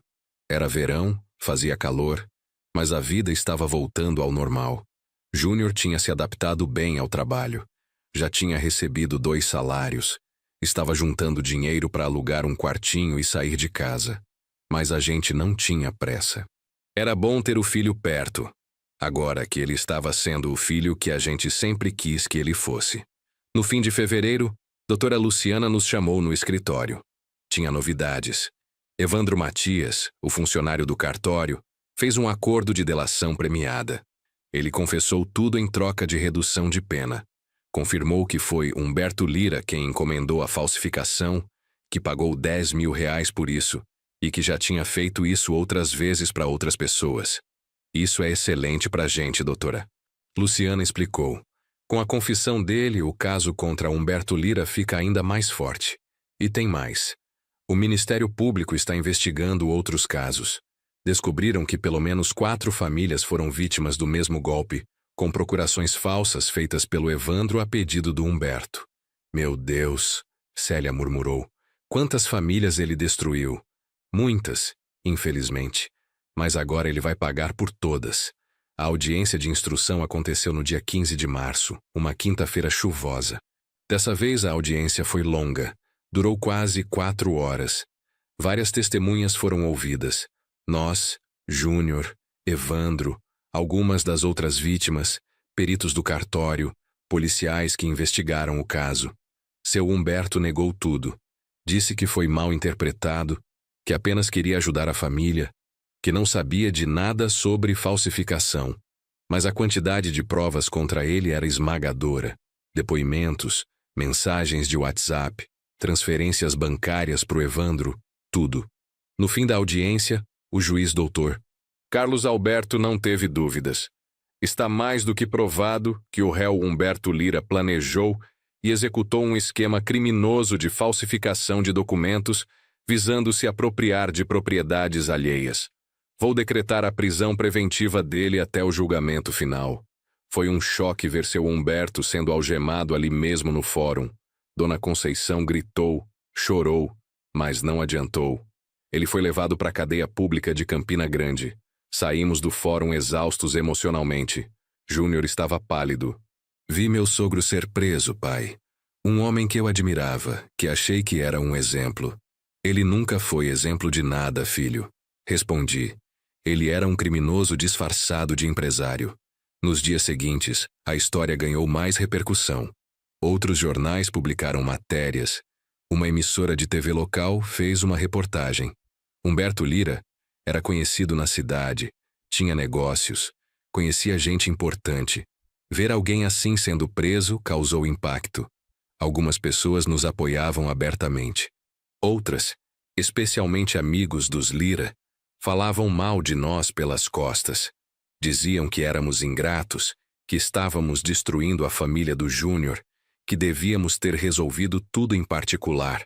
Mas a gente não se abalou. A verdade estava do nosso lado e a justiça estava sendo feita. Dona Conceição tentou nos procurar algumas vezes. Mandava mensagens, ligava, pedia para vizinhos intermediarem. Dizia que seu Humberto estava sofrendo na cadeia, que ele não merecia aquilo, que ele era um pai de família. Doutora Luciana orientou a não responder. Qualquer contato pode ser interpretado como tentativa de acordo, e vocês não devem nada para a família Lira. Amanda também tentou contato com Júnior. Mandou mensagens dizendo que ainda amava ele, que se ele retirasse o depoimento contra o pai dela, eles poderiam recomeçar. Júnior mostrou as mensagens pra gente. O que você vai fazer? Perguntei. Nada, ele respondeu. Eu não amo mais ela, pai. Acho que nunca amei de verdade. Eu amava o estilo de vida, o dinheiro fácil, o conforto. Mas amor mesmo? Não. Bloqueou o número dela e seguiu em frente. Em abril conseguimos uma rotina melhor. Eu trabalhava de manhã e início da tarde. Voltava para casa e passava o resto do dia com Célia. Júnior trabalhava de segunda a sexta e nos finais de semana ajudava em casa, consertava coisas que estavam quebradas, pintava paredes, cuidava do jardim. Era como se a gente tivesse recuperado o filho que perdemos há anos atrás. Um sábado de manhã, enquanto Júnior cortava a grama do quintal, Célia me chamou na cozinha. Raimundo, olha isso, ela disse me mostrando o celular. Era uma mensagem de Dona Marlene, aquela senhora de 82 anos que tinha ligado depois da primeira matéria do jornal. Ela dizia que tinha conseguido se proteger graças à nossa história, que tinha procurado uma advogada, feito os mesmos procedimentos que a gente, e agora estava segura. O neto dela, que estava tentando tomar a casa, tinha desistido quando viu que ela estava protegida legalmente. Obrigada por terem tido coragem de contar a história de vocês. A mensagem terminava. Vocês salvaram minha casa, salvaram minha vida. Célia tinha lágrimas nos olhos. Valeu a pena, Raimundo. Toda a dor, toda a luta. Valeu a pena se a gente ajudou pelo menos uma pessoa. Abracei minha esposa ali na cozinha, enquanto o som do cortador de grama vinha do quintal e o cheiro de café fresco enchia a casa. O julgamento final foi marcado para junho. Seria no dia 23, uma segunda-feira. As semanas antes do julgamento foram tensas. Doutora Luciana trabalhava dia e noite preparando todos os argumentos, organizando todas as provas, ensaiando os depoimentos. Humberto Lira continuava preso. Tinha tentado várias vezes conseguir liberdade provisória, mas o juiz negava. Considerava que ele tinha recursos e influência suficientes para fugir ou intimidar testemunhas. Dona Conceição vendeu o Jeep Compass e outros bens da família para pagar os advogados caros que defendiam o marido. A loja de materiais de construção estava passando por dificuldades, já que muitos clientes tinham deixado de comprar lá depois do escândalo. Amanda, segundo soubemos, tinha voltado para a casa dos pais e estava trabalhando como secretária numa clínica dentária. O divórcio dela com Júnior foi finalizado em maio. Ela não pediu pensão nem divisão de bens. Só queria acabar logo com aquilo. Chegou o dia 23 de junho. Acordamos cedo, todos nervosos. Célia passou a manhã inteira arrumando e rearrumando a bolsa, checando se tinha todos os documentos. Júnior tomou 3 cafés seguidos. Não conseguia ficar parado. Chegamos no fórum às 8 da manhã, mesmo a audiência sendo só às 10. Queríamos garantir bons lugares. A sala de julgamento estava cheia. Tinha jornalistas, outras vítimas do Humberto, curiosos, apoiadores nossos e dos Lira. Humberto Lira entrou escoltado por 2 policiais. Estava diferente. Tinha emagrecido, o rosto estava pálido, a barba mal feita. Os 3 meses na cadeia tinham mudado ele. O júri foi composto por 7 pessoas comuns da cidade, escolhidas aleatoriamente. 4 mulheres e 3 homens, de várias idades e profissões. Eles iam decidir se Humberto era culpado ou inocente. A promotora, doutora Renata Figueiredo, fez sua acusação inicial. Falou durante 45 minutos, explicando ponto por ponto o esquema criminoso, mostrando provas, citando leis. Foi firme, precisa, contundente. Depois foi a vez da defesa. Os advogados de Humberto tentaram argumentar que ele tinha sido mal interpretado, que era apenas um empresário tentando ajudar famílias necessitadas, que o funcionário do cartório tinha agido sozinho. Mas os argumentos eram fracos diante das evidências. Começaram os depoimentos das testemunhas. Eu fui o primeiro. Contei tudo desde o começo. Desde quando Júnior começou a aparecer mais em casa, as conversas estranhas, a pressão sobre Célia, a descoberta da procuração falsa. O advogado de defesa tentou me confundir, fez perguntas capciosas, tentou me fazer parecer confuso. Mas eu mantive a calma, respondi com clareza. 40 anos trabalhando com gente de todo tipo me ensinou a não me intimidar facilmente. Célia depois de mim. Ela estava nervosa, a voz tremia no começo. Mas quando começou a contar sobre o dia que ficou chorando no degrau de casa, sobre como tinha sido humilhada, sobre o medo que sentiu, a voz dela ficou firme e emocionada. Vi vários membros do júri se emocionarem. Uma das juradas, uma mulher de uns 50 anos, limpava lágrimas discretamente. Júnior foi o próximo. Ele contou tudo. Como foi cooptado pelo sogro, as promessas, as dívidas, a pressão. Assumiu sua culpa sem tentar se justificar. Admitiu que tinha sido fraco, ganancioso, que tinha traído a confiança dos pais. Quando o advogado de Humberto tentou desacreditar o testemunho dele dizendo que era um filho ingrato tentando incriminar o sogro, Júnior o interrompeu. Eu sou ingrato, sim. Fui ingrato com meus pais, que me deram tudo e eu quis tomar deles o pouco que tinham. Mas agora estou tentando consertar isso. Estou contando a verdade, por mais dolorosa que seja. O silêncio na sala foi profundo. Outras testemunhas foram chamadas. As outras vítimas do Humberto contaram histórias parecidas com a nossa. Um senhor de 76 anos que quase perdeu o sítio da família. Uma viúva de 68 que quase perdeu o apartamento. Todos com o mesmo padrão. Procurações falsas, pressão psicológica, promessas de proteção. Evandro Matias, o funcionário do cartório, confirmou tudo o que já tinha dito na delação premiada. Humberto o encarava com ódio durante todo o depoimento, mas Evandro não desviou o olhar. Estava pagando pelo crime dele também, mas pelo menos estava dizendo a verdade. O julgamento durou o dia todo. Quando chegou às 5 da tarde, o juiz deu a palavra final para a acusação e para a defesa, e depois instruiu o júri. Explicou as acusações, os critérios legais, como eles deviam avaliar as provas. O júri se retirou para deliberar. A gente esperou na sala, tensos. Júnior andava de um lado para o outro. Célia rezava baixinho, passando as contas de 1/3 que tinha na bolsa. Eu tentava manter a calma, mas meu coração batia acelerado. Passaram-se 2 horas. Finalmente, o júri voltou. O juiz perguntou se tinham chegado a um veredito. O presidente do júri, um homem de uns 40 anos, ficou de pé e disse: "Sim, excelência. Qual o veredicto? Por unanimidade, consideramos o réu Humberto Lira culpado de todos os crimes que lhe foram imputados." A sala explodiu em murmúrios. Dona Conceição gritou e começou a chorar. Os advogados de Humberto pediram ordem. O juiz bateu o martelo várias vezes até conseguir silêncio. Doutor Carlos Alberto, o juiz, então proferiu a sentença.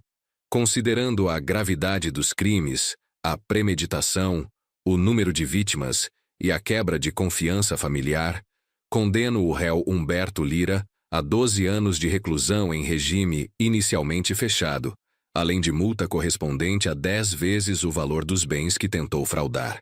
Humberto abaixou a cabeça. Os ombros dele tremiam. Não sei se de raiva, medo ou vergonha. Saímos do fórum, já estava escurecendo. Havia jornalistas esperando com câmeras e microfones.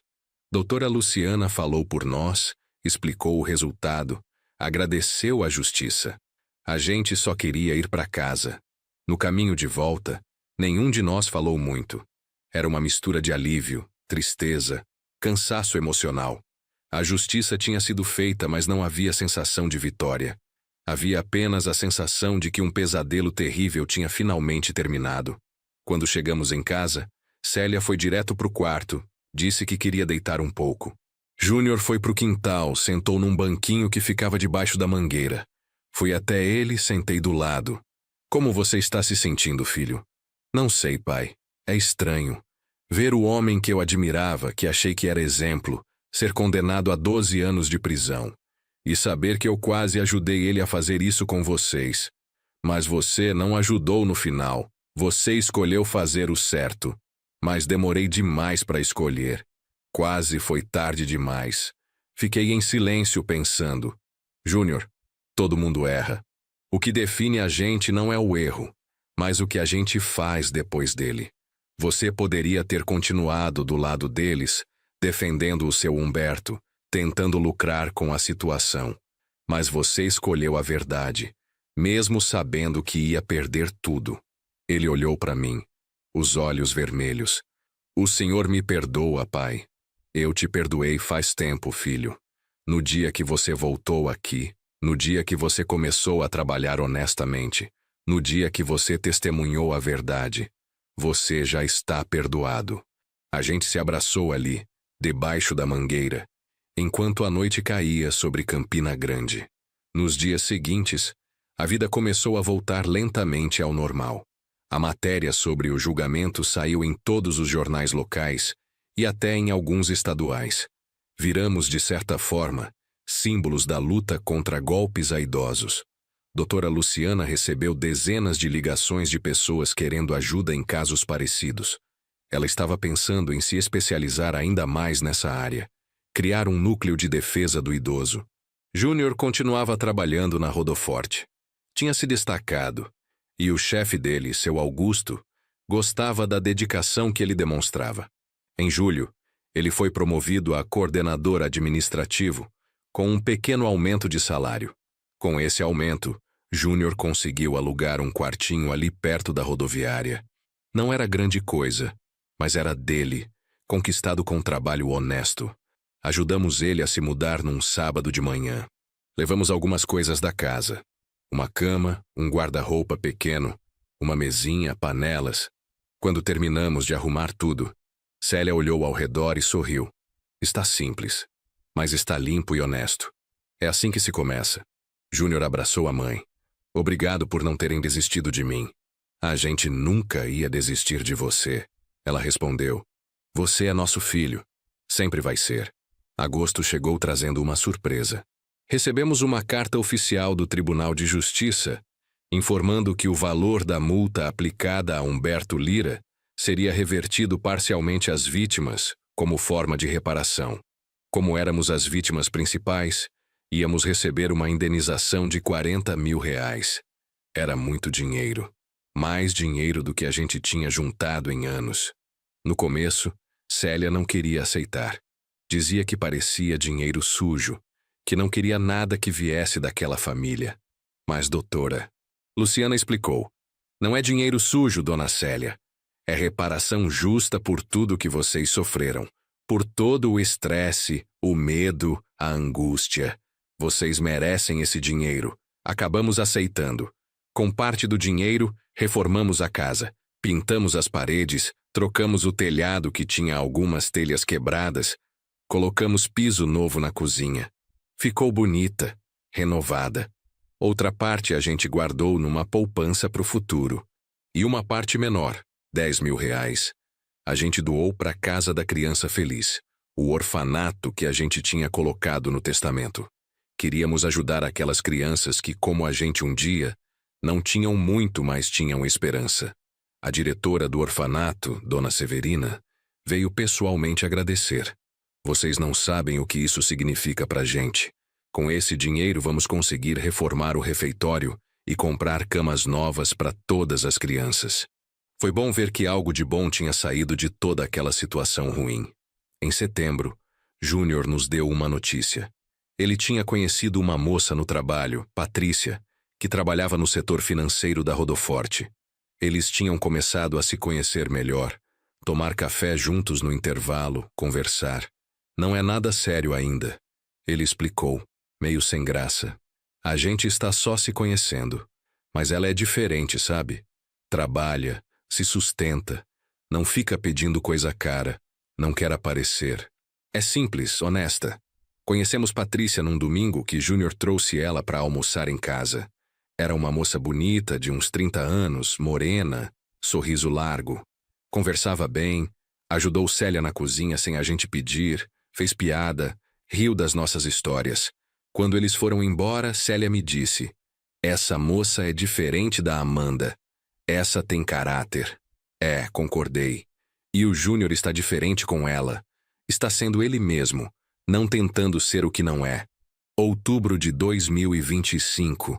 Chegou trazendo uma sensação de que finalmente a vida estava nos trilhos.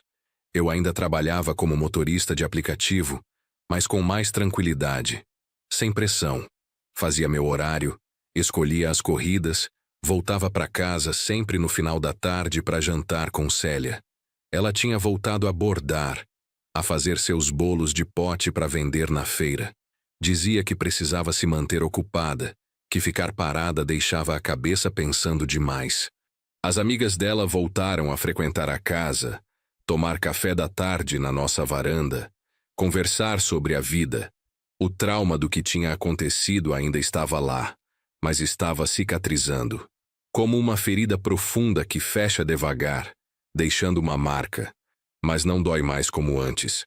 Júnior vinha almoçar em casa todo domingo, sempre trazendo Patrícia. A gente via o relacionamento dos dois crescer semana após semana. Eram gestos pequenos. Ele segurando a mão dela, ela arrumando a gola da camisa dele, os dois rindo de piadas internas.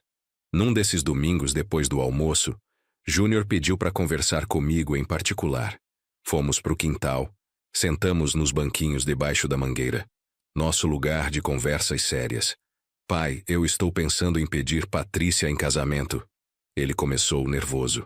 "A gente está junto há só 3 meses, eu sei que é pouco tempo, mas é diferente.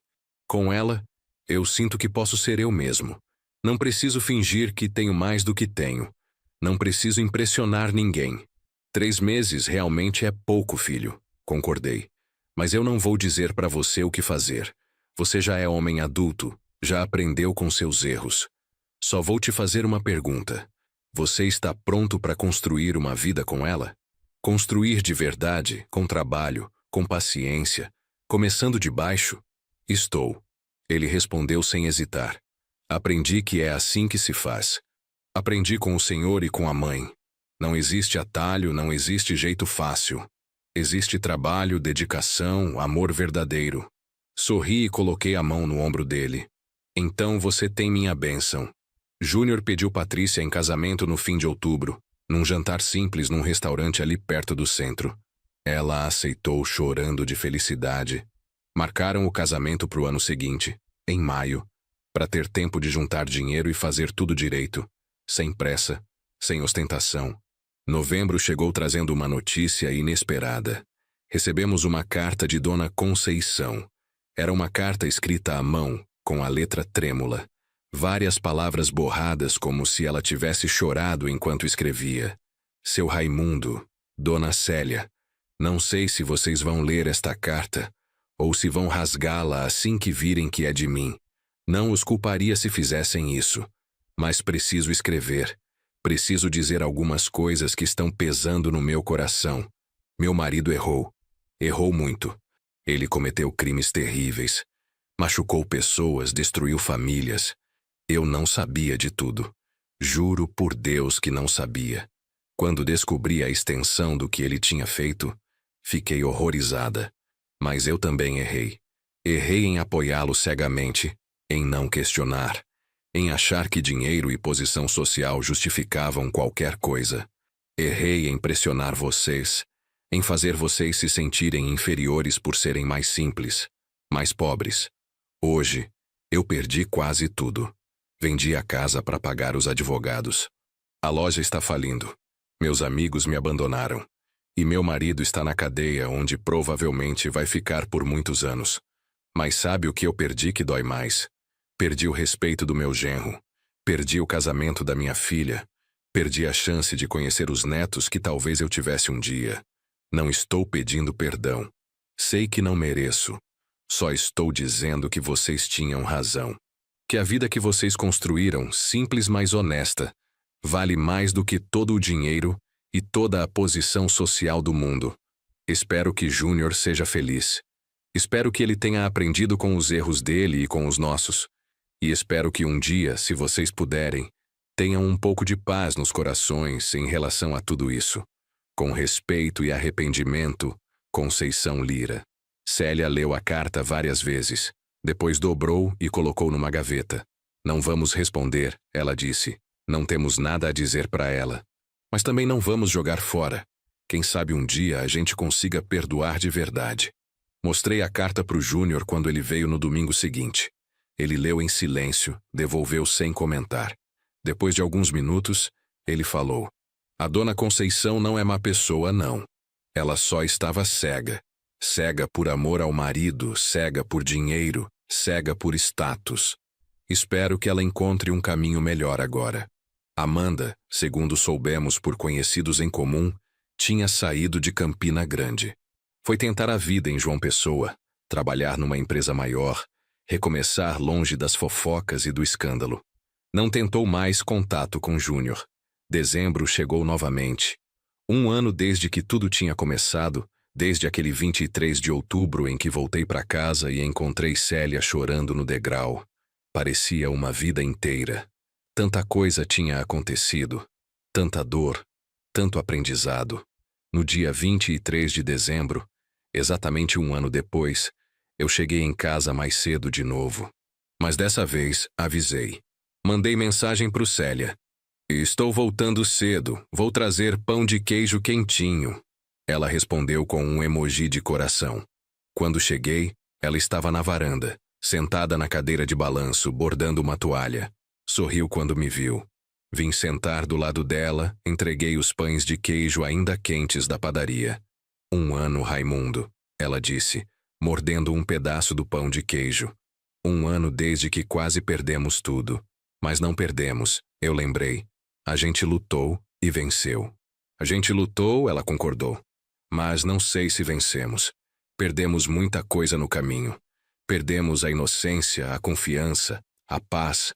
Ganhamos a casa de volta, ganhamos segurança legal, mas perdemos outras coisas. É verdade, admiti. Mas ganhamos algo também. Ganhamos nosso filho de volta. O filho verdadeiro, não aquele que estava se perdendo no dinheiro fácil e nas ilusões.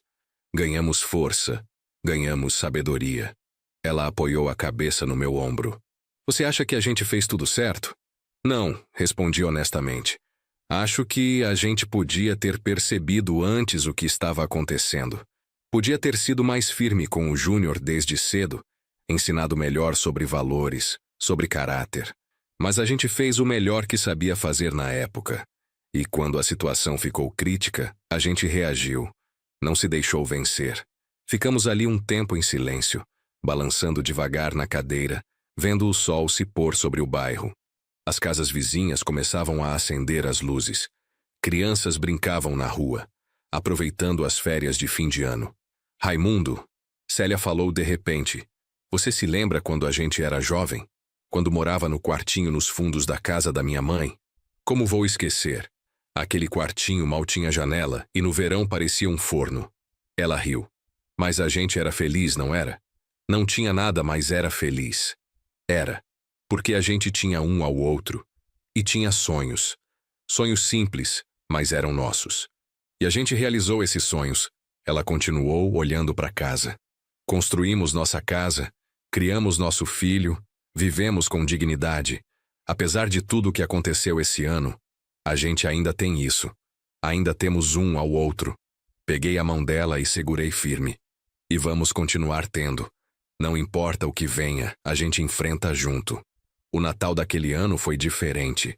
Simples, só nós três. Eu, Célia e Júnior. Patrícia tinha ido visitar a família dela no interior. Fizemos uma ceia modesta. Chester, arroz, farofa, salada. Nada muito elaborado, mas feito com amor. Depois da ceia, sentamos na sala e Júnior quis falar. Pai, mãe, eu queria agradecer a vocês.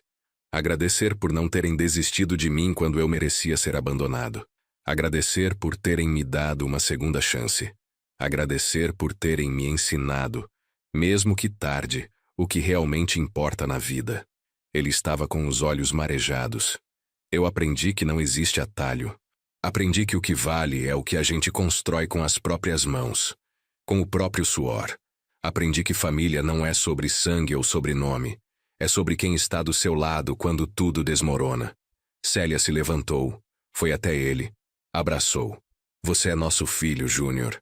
Sempre vai ser. Erramos todos, cada um de um jeito. O importante é que a gente aprendeu e que a gente está aqui, junto, reconstruindo. Foi um Natal sem presentes caros, sem ostentação. Mas foi o Natal mais verdadeiro que a gente teve em anos. Janeiro de 2026 começou com esperança. Júnior e Patrícia estavam planejando o casamento, escolhendo um sítio simples para a festa, fazendo lista de convidados. Iam casar no civil e fazer uma festa pequena. Só família próxima e amigos verdadeiros. Eu e Célia oferecemos ajuda financeira, mas Júnior recusou educadamente. A gente quer fazer com nosso dinheiro, pai. Eu e Patrícia estamos juntando. Vai ser simples, mas vai ser nosso. Entendi e respeitei. Era importante para ele fazer aquilo sozinho, provar para si mesmo que conseguia. Em fevereiro, recebemos uma notícia sobre Humberto Lira. Ele tinha sofrido um infarto na prisão. Ficou internado alguns dias, mas sobreviveu. Dona Conceição nos mandou outra carta, dessa vez mais curta, apenas informando o que tinha acontecido. Não respondi. Não tinha o que dizer. Era triste, sim. Ninguém merece sofrer. Mas ele estava pagando pelas escolhas que fez. Março trouxe uma surpresa boa. Um empresário de João Pessoa, senhor Antônio Bezerra, nos procurou. Ele tinha lido sobre nosso caso nos jornais e queria fazer um documentário sobre crimes contra idosos. Queria usar nossa história como caso principal, mostrando como a gente resistiu e venceu. No começo, hesitamos.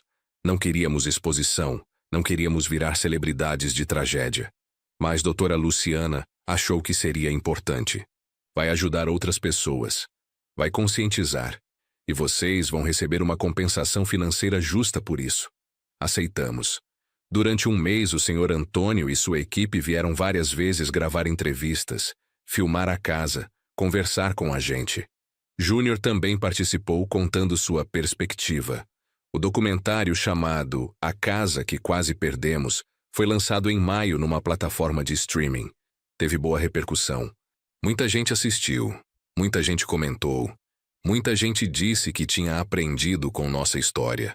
E o mais importante, dezenas de pessoas nos procuraram dizendo que estavam passando por situações parecidas e que, vendo nosso exemplo, Tiveram coragem de procurar ajuda legal, de se proteger. O casamento de Júnior e Patrícia aconteceu no dia 17 de maio, num sábado ensolarado. Foi num sítio pequeno ali nos arredores de Campina Grande, com vista para o Campo Verde e um açude pequeno brilhando ao fundo. A cerimônia foi simples. Um juiz de paz fez a cerimônia civil debaixo de uma árvore grande. Tinha umas 50 pessoas, não mais que isso. Amigos do trabalho, vizinhos, alguns parentes. Doutora Luciana estava lá, seu Braulio também, o pessoal da Rodoforte, Dona Severina do orfanato. Patrícia estava linda num vestido branco simples, sem véu, com flores naturais no cabelo. Júnior estava de terno alugado, mas sorria de um jeito que eu não via há anos. Um sorriso verdadeiro, leve, feliz. Quando chegou a hora dos votos, Júnior segurou as mãos de Patrícia e falou: Patrícia, eu não tenho muito a oferecer. Não tenho casa própria, não tenho carro novo, não tenho dinheiro guardado. Mas eu tenho trabalho honesto. Tenho vontade de construir uma vida boa. E tenho amor verdadeiro para dar.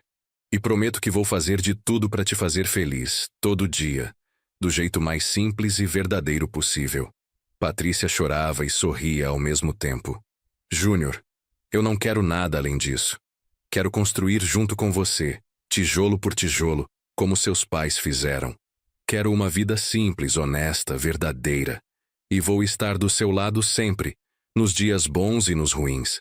Quando o juiz declarou eles marido e mulher, a gente aplaudiu e chorou. Célia segurou minha mão forte e eu vi que ela estava radiante. Nosso filho tinha finalmente encontrado o caminho certo. A festa foi animada. Teve forró ao vivo, comida nordestina boa, muita conversa, muita risada. Júnior dançou com Patrícia, depois dançou com a mãe, depois comigo. Quando estávamos dançando, ele me disse no ouvido: Obrigado por tudo, pai, por não ter desistido de mim. A gente nunca ia desistir, filho. Nunca. A festa terminou já de madrugada. Júnior e Patrícia foram para uma pousada simples em areia. Passar a lua de mel de 3 dias. Era o que o orçamento permitia. Mas eles estavam felizes. A gente voltou para casa cansados, mas satisfeitos. Sentamos na varanda, ainda com a roupa de festa, e ficamos ali conversando sobre o dia, sobre como tinha sido bonito, sobre como a gente tinha sorte de ter chegado até ali. Raimundo, Célia disse de repente, você acha que nossa história vai ter um final feliz? Olhei para ela, para minha companheira de 42 anos, meu amor de toda a vida. Nossa história não vai ter final, Célia, porque enquanto a gente estiver vivo, ela continua. E cada dia é uma página nova. Pode ser boa ou ruim, fácil ou difícil, mas é nossa. Hoje, enquanto escrevo essas últimas palavras, já se passou mais de 1 ano desde o casamento do Júnior. Estamos em julho de 2027. Tenho 66 anos agora. Célia tem 62. Continuamos na nossa casa, a casa que quase perdemos. A casa que vale mais do que qualquer dinheiro porque representa uma vida inteira de trabalho e dignidade. Júnior e Patrícia estão bem. Alugaram uma casa pequena ali perto da Rodoforte. Estão juntando dinheiro para comprar um terreno e construir a própria casa. Júnior me pergunta muito sobre construção, sobre como assentar tijolo, como fazer uma boa fundação. Ensino tudo o que sei, feliz de poder passar esse conhecimento. Patrícia está grávida. 3 meses. Vai ser um menino. Eles ainda não escolheram o nome, mas seja qual for, vai ser nosso neto. Nosso primeiro neto. A continuação da família, construída agora sobre bases sólidas de honestidade e trabalho. Humberto Lira continua preso. Dona Conceição vendeu o que restava dos bens da família e se mudou para uma cidade pequena no interior, perto de onde ela nasceu. Não temos mais contato. Amanda, segundo ouvimos, casou de novo e está morando em Recife. Não sabemos mais nada sobre ela. Evandro Matias, o funcionário do cartório, cumpriu pena de 2 anos e foi solto. Perdeu o emprego, a reputação, mas está tentando reconstruir a vida trabalhando como auxiliar numa papelaria. Quanto a mim e Célia, continuamos nossa rotina. Eu trabalho de manhã como motorista, volto para casa, Almoço com ela, descanso um pouco. Ela continua com os bordados, os bolos de pote, as conversas com as amigas. Somos um casal de velhos simples, vivendo uma vida simples. Mas aprendemos algo nesses 2 anos. Aprendemos que nada vale mais do que a paz. A paz de dormir sabendo que o que temos é nosso de verdade. A paz de olhar no espelho e reconhecer a pessoa refletida. A paz de saber que, quando tudo desmoronou, a gente não desistiu. Tem gente que mede sucesso em dinheiro, em propriedades, em carros, em status social. A gente mede em outras coisas, na força de acordar todo dia e fazer o certo, na coragem de enfrentar quem tenta nos tirar o que é nosso, na capacidade de perdoar sem esquecer, no amor que resiste a todas as tempestades. Se você está lendo ou ouvindo essa história, saiba de uma coisa. Se você é idoso e alguém está tentando tomar o que é seu, não aceite. Procure ajuda. Procure um advogado. Procure a polícia. Procure a justiça. Você merece respeito. Você merece proteção. Você merece viver em paz no que construiu com sua própria vida. E se você é filho, neto, parente de alguém mais velho, respeite-os. Não veja neles uma oportunidade de ganho fácil. Veja neles a história de uma vida inteira de trabalho. Veja neles a dignidade que você também vai querer ter quando chegar na mesma idade. Hoje, quando olho para trás, não tenho arrependimento. Tenho orgulho. Orgulho de ter lutado. Orgulho de ter vencido. Orgulho de ter recuperado meu filho. Orgulho de continuar casado com a mesma mulher por mais de 40 anos, atravessando tudo junto. A nossa casa, essa casa amarela com jasmim na entrada, continua de pé. E enquanto eu e Célia estivermos vivos, ela vai continuar sendo nosso lar. O lar que construímos tijolo por tijolo, que defendemos com unhas e dentes, que vamos passar para o nosso neto um dia, não como herança de dinheiro, mas como herança de exemplo. Porque no fim, é isso que fica. Não o dinheiro, não as propriedades, não o status. Fica o exemplo. Fica a história. Fica a lição de que vale a pena lutar pelo que é certo, mesmo quando tudo parece perdido. E se essa história ajudou uma pessoa, se salvou uma família, se evitou que alguém perdesse o que levou a vida inteira para conquistar, então valeu cada lágrima, cada momento de medo, cada noite sem dormir. Essa é a nossa história. A história de Raimundo Ribeiro e Célia Maria Ribeiro, 2 nordestinos simples que quase perderam tudo, mas que no final, quando tudo se acalmou, perceberam que o mais importante nunca esteve em risco: o amor um pelo outro e a dignidade de uma vida vivida com honestidade.